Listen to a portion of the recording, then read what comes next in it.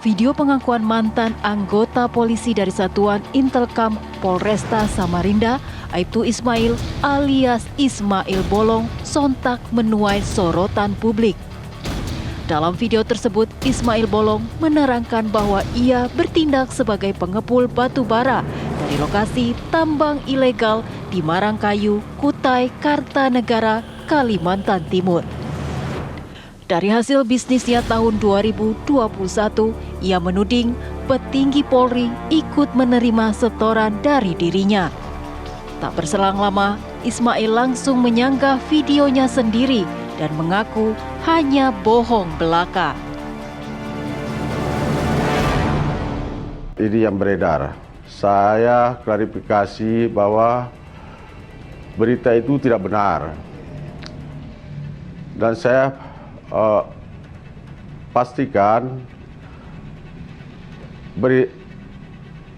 berita itu dan tidak benar memberi uang.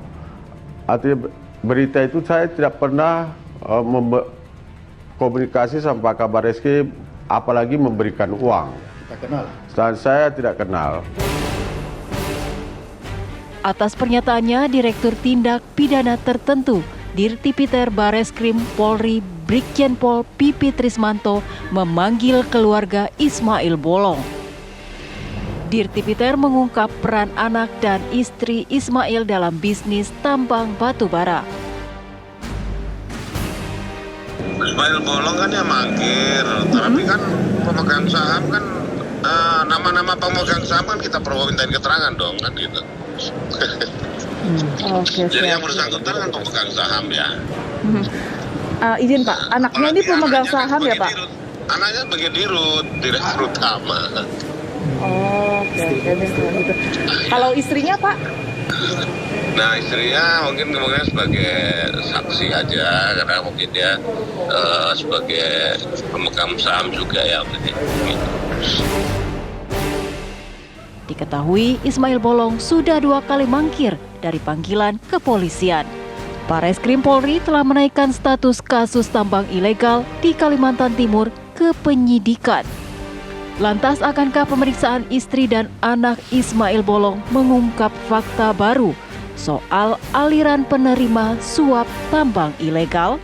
Tim TV One mengabarkan.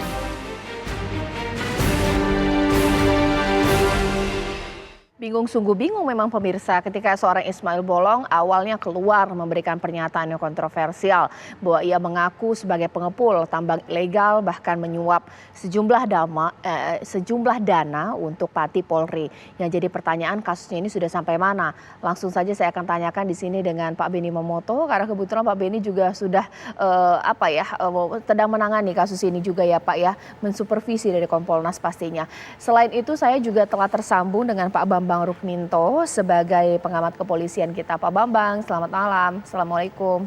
Malam Mbak Caca, Waalaikumsalam. Pak Beni, Sugeng Teguh Santoso, saya juga sudah lihat ya Ketua IPW. Mungkin saya ke Pak Beni terlebih dahulu. Pak, susah juga ya menangkap Ismail Bolong, tapi atau apa? Nggak ditangkap karena dipanggil. Seramah itu Pak, apa harus dipanggil, menyerahkan diri? Karena kan sudah jelas-jelas ya punya perusahaan tambang ilegal atau seperti apa? Ada yang salah nggak sih Pak dalam penyidikan ini bagaimana Pak? Penyidikan ini sementara berjalan, jadi diawali dengan pemeriksaan istri dan anaknya selaku dirut. Tentunya yang harus dibuktikan dulu adalah bahwa ada bisnis ilegalnya dulu, kaitannya dengan tambang ilegal. Nah, ketika nanti sudah bisa dibuktikan ini, barulah kemudian nanti kait-mengkaitnya dengan pihak lain. Oleh sebab itu, tentunya kita berharap bahwa sesegera mungkin Ismail ini bisa dihadirkan, kemudian nanti diperiksa. Nah, barulah kemudian akan ditetapkan statusnya. Oke. Ketika statusnya dia sudah menjadi tersangka dengan bukti yang cukup, maka itu satu tahapan. Baru tahapan berikutnya berdasarkan tentunya pembukuan yang ada, kemudian bukti-bukti yang ada. kemana saja uang itu mengalir. Itu tahap berikutnya. Oke. Seperti itu. Sekarang mungkin saya minta kepada Pak Sugeng Teguh Santoso, Pak, kalau dari sini kan dari Pak Beni berarti kita juga bisa belum menyimpulkan ya bahwa memang jelas bahwa Ismail Bolong punya perusahaan tambang ilegal. Untuk urusan ilegal tambang seperti apa, perannya seperti apa, berapa uang yang dikuasai atau istilah dia dikepul bahkan juga dikirimkan. Tapi ini udah kemana-mana ya beritanya. Bagaimana Pak Sugeng? Ada 3 isu hukum ya di sini ya. Isu hukum yang pertama adalah mengenai praktek tambang ilegal yang tentunya itu bertentangan dengan Undang-Undang Minerba, ya. Yang kedua, isu dugaan tindak pidana gratifikasi dan suap, ya. Ketiga, ini mungkin bukan isu hukum ya, dugaan pelanggaran kode etik kepolisian. Nah, sekarang yang sedang ditangani oleh Ditpiter ya, Ditpiter itu adalah isu mengenai pelanggaran atau praktek tambang ilegal. Nah, jadi isunya di sana. Masih ada 2 isu lain yang belum disentuh karena terkait isu dugaan gratifikasi atau suap, ini dugaan ya. Itu prosesnya kan kalau dalam satuan kerja itu di Tipikor ya, di Tipikor gitu ya. Apakah di Direktorat Tipikor Mabes Polri juga sedang mengusut? Ya, kita tidak tahu nih. Padahal isu ini sudah cukup luas, cukup berkembang ya, dipertanyakan oleh publik. Oleh karena itu yang paling dapat di proses yang akuntabel ya, menurut saya akuntabel, ini dalam bentuk penanganan oleh tim khusus ya, tim khusus yang bisa memeriksa seluruh isu tersebut ya, sekaligus jalan. Oke, saya ke Pak Bambang. Pak Bambang sepakat tidak sebenarnya kalau kita melewati alur yang formil mengenai kasus ini ya, mengenai praktik minerbanya ini, tambang ilegal dulu kita usut. Tapi orang sebenarnya fokusnya adalah dugaan aliran dana ke Pati Polri, ini seperti apa?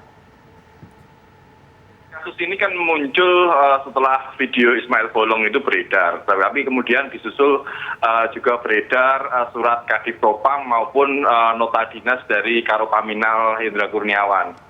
Dalam surat Kadif Propam itu sangat rinci sekali terkait pemeriksaan Ismail Bolong dan kawanannya, juga termasuk pemeriksaan personil-personil kepolisian. Dan ini pemeriksaan ini tentunya adalah pemeriksaan yang resmi, standar, prosedural seperti itu. Kalau kemudian Ismail Bolong mengakui itu ada intimidasi, ini tentunya adalah alibi seorang yang tersangkakan. Yang paling penting itu adalah bahwa surat Kadif Propam itu adalah surat yang benar, dan tapi ini masih perlu diklarifikasi oleh pihak kepolisian apakah surat ini benar. Tapi kalau Ferdi Sambo sendiri yang menyatakan bahwa surat itu benar. Yang harus dimulai penyelidikan ini memulai dari klarifikasi surat itu, karena di situ juga tercantum nama-nama para perwira tinggi, para pamen, Kabar Reskrim, mantan Kapolda Kalimantan Timur, juga termasuk Ditpiter saat ini yang sekarang memeriksa keluarga Ismail Bolong gitu. Makanya menjadi aneh kalau kemudian ini dimulai dari pemeriksaan Ismail Bolong. Kenapa tidak dimulai dari klarifikasi terkait dengan surat itu dulu seperti itu? Nanti saya akan tanya kepada Pak Beni, kenapa tidak dimulai dari klarifikasi apakah benar ada dugaan penerima dana yang miliaran rupiah ke Pati Polri? Sudah sejauh mana Kompolnas menelusurinya sesaat lagi? Di Apa Kabar Indonesia Malam? Omongan dari Pak Bambang, bahkan omongan dari Pak Sugeng langsung saya akan lempar kepada Pak Beni di sini. Pak, harusnya bukan hanya kasus minerbanya saja yang diusut, tapi tuduhan ini Pak, nggak mungkin ada tuduhan kalau nggak ada tujuan atau motif, bahkan juga alasan pendahulunya ini seperti apa Pak? Sudah sampai mana sih Pak tuduhan untuk ke Pati Polri uang miliaran loh Pak? Ya, kalau tadi saya sampaikan berangkat dulu bahwa uang itu dari hasil tambang ilegal, kemudian hasilnya berapa dan sebagainya itu menjadi penting, menjadi batu pijakan. baru kemudian larinya kemana. Kaitan lari kemana kan kita tahu bahwa bentuk-bentuk suap itu minim saksi, cash, 4 mata. Ini yang harus betul-betul hati-hati dalam hal nanti pembuktian. Oleh sebab itu menurut saya tahapan ini biar berjalan karena pihak Polri sendiri tentunya juga sudah bergerak. Ya. Kita nunggu sama-sama nanti progresnya bagaimana dan kita semua kawal. Kami dari Kompolnas juga akan mengawal terus proses ini. Dan sekali lagi bahwa apa yang tertera di surat, tadi Pak Bambang udah bilang, tentunya itu perlu diklarifikasi. Nah dalam konteks itu seandainya benar, itu masih lidik. Perlu pendalaman. Perlu dikembangkan, perlu didukung dengan bukti-bukti, bukan hanya kesaksian. Saya sekarang ke Pak Bambang. Pak Bambang, kita juga perlu tahu bahwa ini kan sebenarnya yang nge-spill atau yang membuka pertama kali sebelum Ismail Bolong adalah Hendra dan juga Sambo ini. Tapi ketika dibuka Hendra dan Sambo, saat sekarang mereka sedang ada kasus hukum pembunuhan Brigadir Joshua, ini seakan-akan, wah ini ibaratnya tidak mau mati sendiri, tidak mau terjun ke jurang sendiri gitu, sampai menyebut-nyebut untuk kasus yang lainnya. Perang bintang jenderal kah atau seperti apa? Ya, pola-pola seperti itu ya, collateral damage itu memang seringkali terjadi ya. Istilah Jawa ya tiji tibe, mati siji mati kabeh, seperti itu. Jadi kalau mati satu mati semua.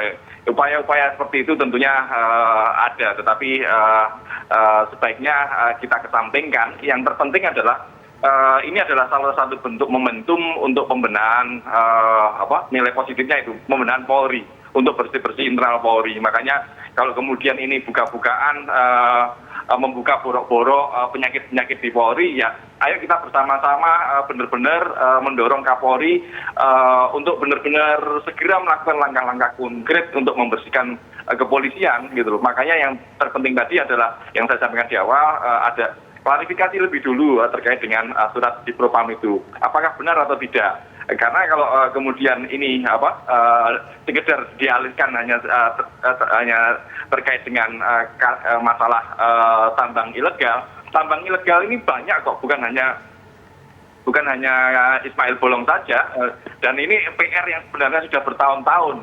Dan yang satu catatan lagi yang saya garis bawahi tadi, ini dalam surat itu ada nama Dirti Peter, Brigjen Pipit Hermanto yang juga memeriksa Ismail Bolong sebelum ini gitu loh. Dan kemudian pemeriksaan itu tidak dilakukan. Dalam surat itu tertulis seperti itu. Kenapa tidak menindaklanjuti pemeriksaan Ismail Bolong dan memproses pidana atau memproses etik, karena Ismail Bolong saat itu menjadi anggota kepolisian, salah satunya karena ada atensi Kabar Eskrim yang disampaikan oleh Kombes Budi Arianto. Ini yang seharusnya diklarifikasi lebih dulu gitu loh. Makanya yang kita dorong yang seperti disampaikan Mas Gung tadi, bagaimana Polri bisa objektif mengusut kasus ini kalau yang melakukan pemeriksaan ini masih menjadi bagian dari problem yang seperti tertulis dalam surat Kadif Propam itu. Oke. Pak Benny langsung ditanggapi, nama-nama yang disebut oleh Pak Bambang sudah ditanya Kompolnas tidak? Sebenarnya ini kenapa? Kenapa tidak diusut? Kami belum sampai ke sana, karena terus terang kami tidak mau dan tidak boleh ya intervensi dalam hal penyidikan. Tetapi kami mengawal kasus ini dengan tidak hanya pemantauan, tetapi juga berkoordinasi sampai di mana, siapa saja yang diperiksa dan sebagainya. Tentunya ada saatnya, tentunya kami nanti akan mempertanyakan hal-hal yang memang menurut fakta yang ada atau data yang ada atau info yang kami terima ternyata belum dilakukan. Ya, oke. Saya ke Pak Sugeng. Pak Sugeng, pastinya ketika informasi ini muncul, publik seakan-akan percaya terus patah hati lagi. Kalau kita sebut oknum kalau banyak ini apakah oknum atau memang ada hal yang salah dalam sebuah institusi ini, seperti apa? Saya tetap punya pendapat ya, bahwa yang melakukan itu ya tetap oknum. Walaupun mau banyak sekalipun ya, itu oknum. Tidak bisa bahwa institusi disebut bersalah gitu ya.